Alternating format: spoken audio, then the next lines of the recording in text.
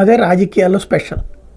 పోలవరం కట్టడానికి సంబంధించినటువంటి సంకల్పం చేసి ప్రారంభించినటువంటిది రాజశేఖర రెడ్డి.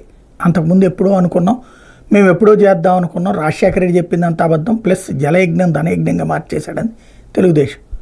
అదే తెలుగుదేశం పార్టీ తాను అధికారంలోకి వచ్చాక పోలవరం అంతా మేమే చూస్తున్నాం, అసలు కట్టిస్తుంది మేమే, రాజశేఖర రెడ్డి ఏం కట్టించలేదన్నారు. అంతకుముందు కాలువలు కట్టించింది రాజశేఖర రెడ్డి.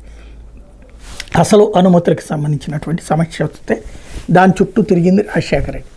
అవి పరిష్కారం అయిన టైంలో రాష్ట్ర విభజన, దానికి కేంద్రంలోకి తీసుకెళ్ళింది భారతీయ జనతా పార్టీ, ఓకే చేసింది కాంగ్రెస్ పార్టీ.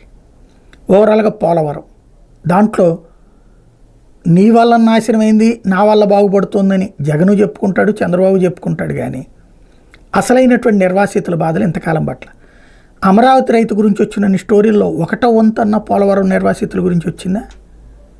అమరావతి రైతుకి సంబంధించిన ఇళ్లకే ప్రాబ్లం లేదు, వాళ్ళ పొలాలు వాళ్ళు ఇచ్చారు, దానికి బదులుగా 1200 గజాల బిట్టో కమర్షియల్ బిట్ 200 తీసుకుంటారు. పోలవరం బాధితుడికి ఏం మిగిలింది?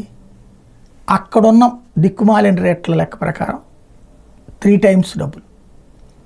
₹1,00,00,000 పెట్టి ఇల్లున్నా వచ్చే చేతికి 20 లక్షలు 15 లక్షలు అయినా అది తెమల్చరు తేల్చరు. ఏళ్ల తరబడి సాగిపోతున్న తతంగం ఒక్క మీడియాకి పట్టదు.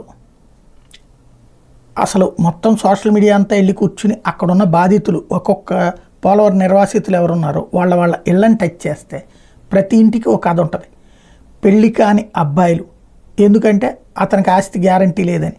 పెళ్ళి కాని అమ్మాయిలు, ఎందుకంటే వాళ్ళు ఇచ్చే కట్నం చెల్లుబాటు కాదని.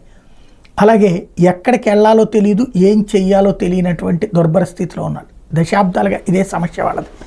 ఇప్పుడు ఆ పోలవరానికి సంబంధించి ఒక అడుగు ముందుకు పడింది. దాదాపు 700 కోట్ల రూపాయలకు సంబంధించి నిర్వాసితులకి పునరావాసానికి ఏర్పాట్లు చేస్తున్నారు. ఇదన్నా సక్రమంగా కొన్ని జీవితాలన్నా బాగుపడితే బాగుంటుంది.